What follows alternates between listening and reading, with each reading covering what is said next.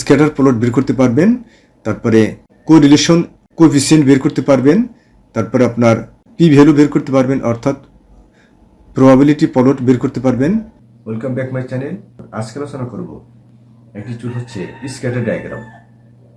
এই scatter diagram কি, এটি কোথায় ব্যবহার করা যায়, কিভাবে ব্যবহার করা যায়, আমরা মিনিটেপের মাধ্যমে এই ব্যবহারটি জানব। চলুন ভিডিওটি শুরু করা যাক।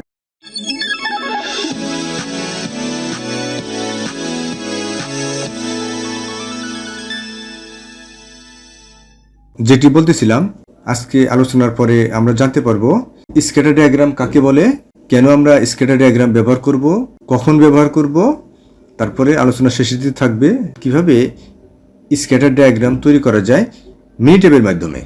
এটা আপনারা এক্সেলেও করতে পারবেন। অন্য একটি ভিডিওতে আমি দেখাবো কিভাবে এক্সেলে করা যায়, তবে ওখানে অনেক কমান্ড দিতে হয়, ম্যানুয়ালি মনে রাখতে হয়, অনেক কিছু জানতে হয়, যে কারণে সবচেয়ে এখন সুবিধা হচ্ছে মিনিটেপ দিয়ে ব্যবহার করাই বেটার। তো কন্ট্রোল চার্ট কিভাবে মিনিটেপ দিয়ে ব্যবহার করা যায় এটি আমি দেখাইছি। এক্সেলের মাধ্যমে কিভাবে কন্ট্রোল চার্ট তৈরি করা যায় সেটিও দেখাইছি।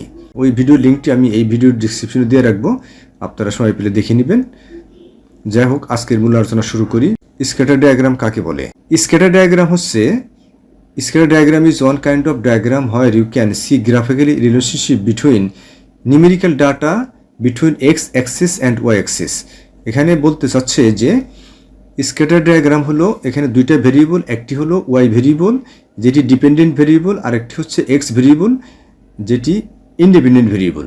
অর্থাৎ এই ওয়াই ভেরিয়েবলটি এই এক্স ভেরিয়েবলের উপরে ডিপেন্ড করে, কতটা ডিপেন্ড করে সেটি গ্রাফিক্যালি দেখা যায়। এটাই হচ্ছে আপনার স্ক্যাটার ডায়াগ্রাম। এটি মোটামুটি 6 ধরনের স্ক্যাটার ডায়াগ্রাম আছে, আমরা একটু পরে আসতেছি। দেয়ার আর 6 kinds of scatter plot or correlation. মোটামুটি 6 ধরনের আপনার কোরিলেশন আছে বা স্ক্যাটার প্লট আছে। তার মধ্যে হচ্ছে strong positive correlation, weak positive correlation, strong negative correlation এবং উইক নেগেটিভ কোরিলেশন এবং moderate correlation and no correlation. এখানে দেখতে পাচ্ছেন যে এটা হচ্ছে স্ট্রং পজিটিভ কোরিলেশন, অর্থাৎ এখানে যে ওয়াই ভেরিয়েবল আছে এবং এক্স ভেরিয়েবল আছে, এই y variable linear regression line এটি। এখন যদি পজিটিভ কোরিলেশন হয় দেখতে এরকম হবে, তারপরে আর যদি উইক পজিটিভ কোরিলেশন হয় মোটামুটি পজিটিভ তাহলে দেখতে এরকম হবে, আর যদি একেবারেই নেগেটিভ হয় তাহলে কিন্তু আপনার দেখতে এরকম হবে। তারপর আছে হচ্ছে উইক নেগেটিভ, কম নেগেটিভ, তারপর হচ্ছে মডারেট নেগেটিভ এবং নো কোরিলেশন। এই যে এরকম যদি হয় তাহলে কোনো রিলেশন নেই, মানে ওয়াই ভেরিয়েবলের সাথে এক্স ভেরিয়েবলের সাথে কোনোই সম্পর্ক নাই। তো এখন আমরা জানবো কোরিলেশন কোএফিসিয়েন্ট ফর্মুলা। এটি একটি জটিল ফর্মুলা, এটি দিয়ে আমরা ম্যানুয়ালিও করতে। তো আজকে আমরা মিনিটেপের মাধ্যমে দেখব কিভাবে কাজ করা যায়। তো এখন আমরা জানি যে আর এর মান, অর্থাৎ এই রিগ্রেশন কোরিলেশন বা কোএফিসিয়েন্টের আর এর মান যদি 1 হয় তাহলে স্ট্রং পজিটিভ কোরিলেশন, আর আর এর মান যদি 0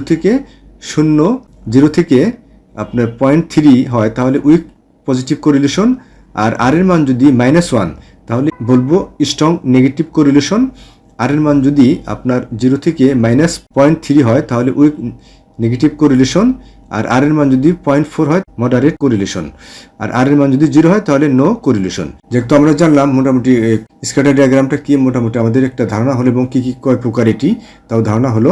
এবার আমরা জানবো যেখানে আরও কিছু চিত্র আছে, আপনার স্ট্রং পজিটিভ নেগেটিভ উইক। তো যেটা আলোচনা করলাম একটু আগে, যে এটি হচ্ছে আমি একটা করে দেখাচ্ছি। এখানে এই যে দেখেন, এটি হচ্ছে কোনো রিলেশন নাই, অর্থাৎ এক্স এর মান যদি বেড়ে যায় তাহলে কিন্তু আপনার ওয়াই এর মানও বাড়বে, কিন্তু এটা হলো পজিটিভ কোরিলেশন। আর যদি এক্স এর মান বাড়লো কিন্তু ওয়াই এর মান কমলো তাহলে কিন্তু এটা নেগেটিভ কোরিলেশন। অর্থাৎ এইটা হলো রিগ্রেশন লাইন। এইটা হলো রিগ্রেশন লাইন। এই লাইন বরাবর যদি এই ডাটা প্লটগুলো থাকে তাহলে আমরা এটাকে রিগ্রেশন লাইন বলি এবং পজিটিভ কোরিলেশন বলি, এক্স অ্যাক্সিস এবং ওয়াই অ্যাক্সিস। আর আমরা এখন জানবো আমরা কেন স্ক্যাটার ডায়াগ্রাম ব্যবহার করব সেটা একটু জানবো। If we want to know further data analysis between two variables, একটু আগে যেটা বললাম, আমরা যদি কোনটি কার উপরে ডিপেন্ডেন্ট তাহলে আমরা এই স্ক্যাটার ডায়াগ্রাম ব্যবহার করি। তারপরে ফার্দার ডিসিশন মেকিংয়ের জন্য আমাদের স্ক্যাটার ডায়াগ্রাম ব্যবহার করতে হয়। তারপরে আপনার এই যে সমস্ত কাজ, যেমন প্রোডাক্ট এবং কোয়ালিটি প্রাইস, প্রোডাক্ট কোয়ালিটি এবং প্রাইসের সাথে কি সম্পর্ক আছে এগুলো আমরা বের করার জন্য এই স্ক্যাটার ডায়াগ্রাম ব্যবহার করি, কোরিলেশন ব্যবহার করি। প্রোডাক্ট কোয়ালিটির সাথে প্রাইসের কি সম্পর্ক, প্রোডাক্টসের প্রাইস এবং সেলসের সাথে কি সম্পর্ক। অপারেটর যদি অ্যাবসেন্ট থাকে তাহলে প্রোডাকশন এফিসিয়েন্সির উপরে কি প্রভাব পড়ে। Suppose one day suddenly production efficiency dropped, you analysis of root cause that day remarkable operator was absent, so you can further study what is correlation between production efficiency and operator absent. আমি একটু পরে এটি দেখাবো। যা হোক, তো এই সমস্ত কারণ আমরা স্ক্যাটার প্লট বা স্ক্যাটার ডায়াগ্রাম বা কোরিলেশন আমরা ব্যবহার করতে পারি। এবার আমরা দেখব কখন আমরা এটা ব্যবহার করব। You can use scatter diagram any kinds of organisation like manufacturing or service oriented company or financial organisation. আপনি যে কোনো ধরনের প্রতিষ্ঠানে এটি ব্যবহার করতে পারবেন। If you compare two variable, you can easily see observation of data set. আপনি ডায়াগ্রাম যদি ব্যবহার করেন তাহলে আপনি কি করবেন, ইজিলি আপনি অবজারভেশনগুলো যে নিউমেরিক্যাল যে ডাটাগুলো সেগুলোর গ্রাফিক্যালি আপনি বুঝতে পারবেন, কম্পেয়ারটা করতে পারবেন। I mean how much dependent y variable on x variable or y axis or x, অর্থাৎ এক্স ভেরিয়েবলের উপরে ওয়াই ভেরিয়েবল কতটা ডিপেন্ডেন্ট, এটাই এখানে বলা হচ্ছে। আমরা যেটি বলতেছিলাম সবচেয়ে যে গুরুত্বপূর্ণ যে পার্ট সেটা হলো যে আপনার এই যে মিনিট্যাব ব্যবহার করে কিভাবে দুটি ভেরিয়েবলের গ্রাফিক্যালি চিত্র আমরা দেখতে পারি সেটা এখন দেখব। চলুন, এই জন্য আমাদেরকে মিনিট্যাব ওপেন করতে হবে। আমি মিনিট্যাব ওপেন করতেছি। এটি হচ্ছে মিনিট্যাব, এটা হলো ওয়ার্কশিট। এই যে আমার কার্সার দেখতে পাচ্ছেন, এটি হচ্ছে ওয়ার্কশিট। এটি আপনারা এক্সেল থেকে ট্রান্সফার করতে পারেন অথবা সরাসরিও আনতে পারেন। আর এটা হচ্ছে রেজাল্ট উইন্ডো, এখানে রেজাল্টটা শো করবে।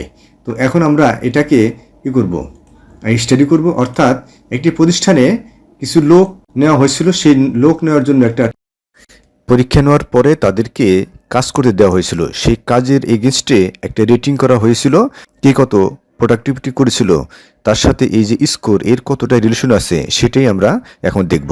প্রোডাকশন রেটিংটা হলো এক্স ভেরিয়েবল আর আপনার স্কোরটা হচ্ছে যে ওয়াই ভেরিয়েবল। তো এই জন্য আমাদেরকে কী করতে হবে, এই যে স্ট্যাটে যেতে হবে। স্ট্যাটের থেকে আমাদেরকে বেসিক স্ট্যাটিস্টিক্স এখানে ক্লিক করতে হবে। ক্লিক করার পর আমাদেরকে এই যে কোরিলেশন বা কোএফিসিয়েন্ট এখানে ক্লিক করতে হবে। তো এবার আমাদেরকে কী করতে হবে, আপনার প্রোডাকশন রেটিং আমরা যেটা বের করবো, অর্থাৎ y variable x y variable, এটা প্রোডাকশন রেটিং আর স্কোরের সাথে এর কী সম্পর্ক করতে, এটা পরে দিলাম। এটা আগে পরে দিলেও কিছু হয় না, আমি দেখেছি অবজার্ভ করে যে স্কোর যদি মানে ওয়াই ভেরিয়েবল আগে বা এক্স ভেরিয়েবল যদি আগে পরে দেই তাহলে কিছু হয় না। যাই হোক, তো ক্লিক করবো ওকে। ওকে ক্লিক করার পরে দেখুন এই যে এখানে কিন্তু চলে আসছে। তো এখন এটা কিন্তু আপনার মোটামুটি ডিপেন্ডেন্ট। আপনার এখানে আর এর ভ্যালু, অর্থাৎ এই যে আর এর ভ্যালু যদি এই যে আপনার আর এর ভ্যালু যদি দেখেন এখানে +1 হয় তাহলে স্ট্রং পজিটিভ কোরিলেশন। তো আমরা কি পাইছি এখানে, আমরা কিন্তু এই যে আর এর ভ্যালুটা 0.970 মানে খুবই কাছাকাছি, ঠিক আছে, খুবই কাছাকাছি আমরা পেয়ে গেছি। এটা তার মানে এটি সিগনিফিক্যান্ট, ডাটাটা সিগনিফিক্যান্ট। তো ডাটা সিগনিফিক্যান্ট হইতে হলে আমাদের কি জানতে হয় আরও, এই যে পি ভ্যালু প্রবাবিলিটি প্লট অর্থাৎ 0.05 এটা পেতে হয়। এটা আমরা একটু পরে আবার দেখব, টেস্ট করে দেখব যে আমি যে স্টাডিটা করলাম মিনিটেবের মাধ্যমে যে আমি এটা দেখালাম, মিনিটেবের মাধ্যমে যে আমি এই যে রিলেশনটা কি এক্স ভ্যারিয়েবলের সাথে ওয়াই ভ্যারিয়েবলের যে রিলেশনটা যে দেখলাম এটা ঠিক আছে কিনা এটাও দেখা যায়। তো দেখেন আর এর ভ্যালু কিন্তু 0.09, তার মানে খুব কাছাকাছি। তার মানে এটার সাথে এটা এই প্রোডাকশন টেস্ট স্কোরের সাথে প্রোডাকশন রেটিংয়ের সাথে মিল আছে, এটা আমরা দেখলাম। এটা আমরা এবার কেটে দেই। এবার আমরা অন্য একটা স্টাডি দেখব, সেটা হলো আপনার অ্যাবসেন্টের সাথে ইফিসিয়েন্সির সাথে কি মিল আছে, রিলেশন আছে। এফিসিয়েন্সির সাথে অ্যাবসেন্টের কি সম্পর্ক, অর্থাৎ কোনো লাইনে যদি একটি ফ্লোরে যদি আপনার ওয়ার্কার অ্যাবসেন্ট করে সেই ফ্লোরে সেই লাইনে আপনার এফিসিয়েন্সির উপরে কতটা ডিপেন্ডেন্ট এটা আমরা একটু দেখব।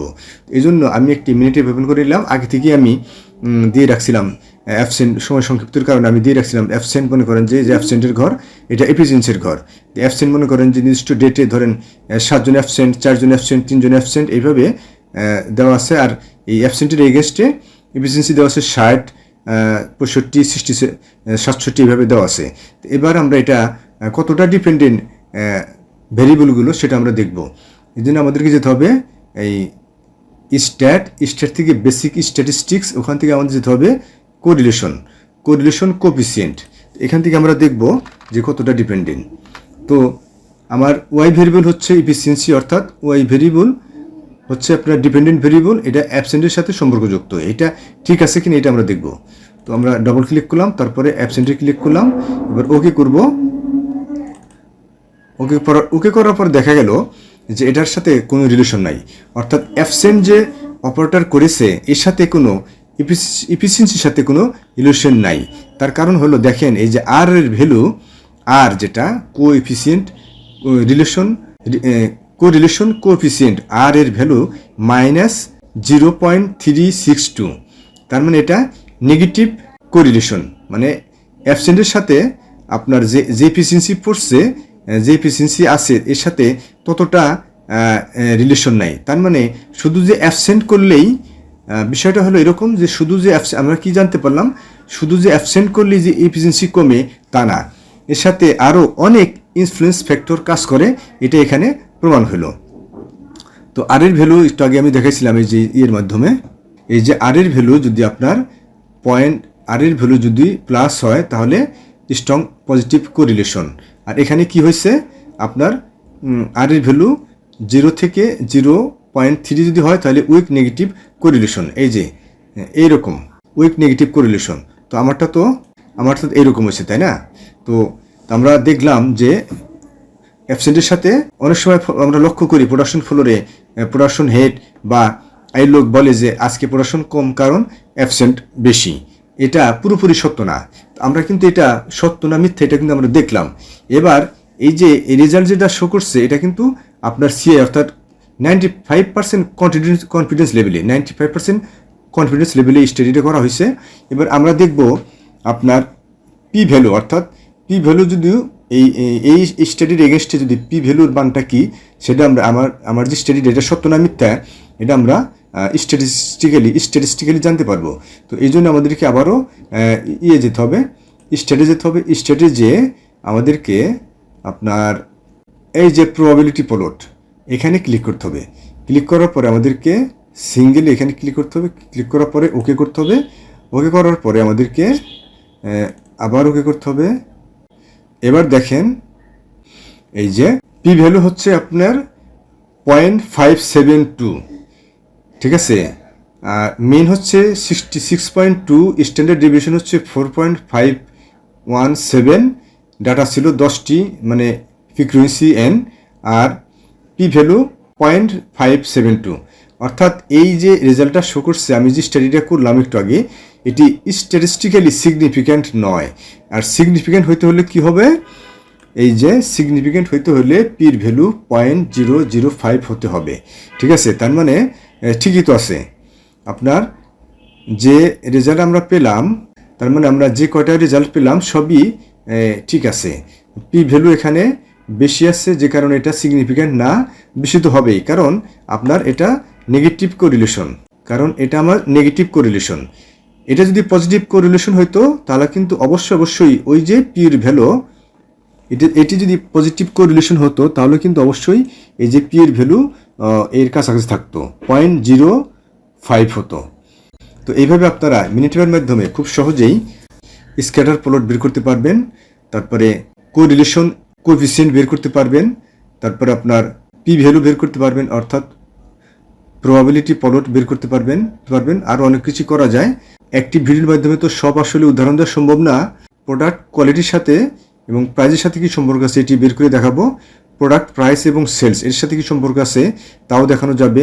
তো আমি তো যেভাবে দেখিয়ে দিলাম, আশা করি এরপরে আপনারা আপনাদের প্রতিষ্ঠানে এটি খুব সহজেই কাজে লাগাতে পারবেন। অর্থাৎ মিনিটেপ ব্যবহার করে কিভাবে আপনার রিগ্রেশন অ্যানালাইসিস করতে হয়, লিনিয়ার রিগ্রেশন অ্যানালাইসিস করতে হয়, প্রবাবিলিটি প্লট বের করতে হয় এবং স্ক্যাটার প্লট বের করতে হয়। আলোচনাটা আজকে পর্যন্তই। তো সবাইকে ধন্যবাদ জানাচ্ছি। যদি আপনারা এর থেকে আজকের আলোচনা থেকে আপনারা যদি বিন্দুমাত্র হলেও উপকৃত হয়ে থাকেন তাহলে অবশ্যই চ্যানেলটি যদি নতুন হয়ে থাকেন চ্যানেলে তাহলে অবশ্যই সাবস্ক্রাইব করবেন এবং কমেন্ট শেয়ার করবেন যাতে অন্যরাও এই সমস্ত টিউটোরিয়াল থেকে উপকৃত হতে পারে। এখানে যাবার আগে একটা কথা বলি, বাংলা ভাষা এই ধরনের চ্যানেল আপনারা খুঁজে পাবেন না, পাবেন অনেক চ্যানেল সেটি ইংলিশে। এবং যা হোক, আলোচনা আজকে পর্যন্তই। সবাইকে ধন্যবাদ। আসসালামু আলাইকুম।